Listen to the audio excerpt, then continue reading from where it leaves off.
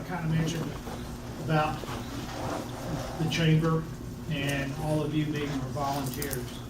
I just want to kind of focus on something a little bit. It's kind of how I feel.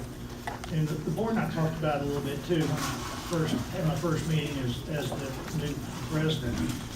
You know, we've got composed in the chamber is, of course, we've got the chamber staff, we've got the board of directors, the ambassadors, our economic development committee, our government and military affairs committee, and our choices program presenters. Each one of these individually provides a unique service to our communities, but together, kind of keeping in line with my theme this year of moving forward united, each of us does a great job in our respective sub-elements, if you will, of the chamber. That to make us move forward into the future, we've got to join forces, much like we already have, and just keep it going. You know, last year Mike had, Dunbar had sustainability. We have to sustain where we are, but we also want to take this to a different level, I think. And it's never been more important than something I'll get into here in a little bit for our community. And many of us were involved in that process earlier this week. But sometimes I just want to ask, why do you do what you do? What do you get out of being a volunteer?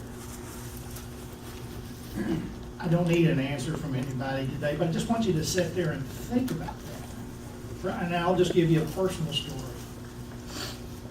When I arrived, Paul and I arrived here in '03, and I can't believe it's been 11 years now.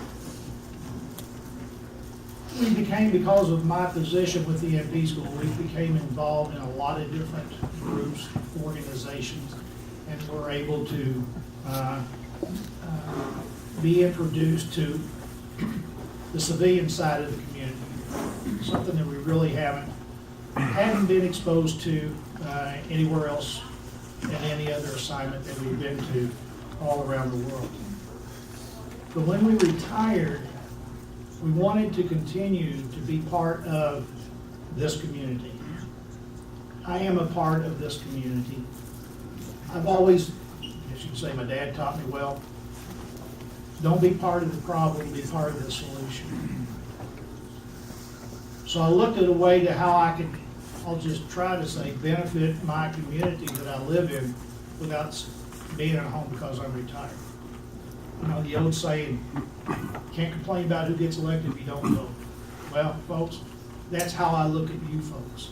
You folks are actively involved, so your vote counts out there. And that's what Paul and I did. I looked at the chamber, and to me, that was kind of like a nonpartisan way of getting involved in our community. And when I say that, of course, being military for in excess of 36 years, you know, we didn't really we couldn't participate in any kind of a political process.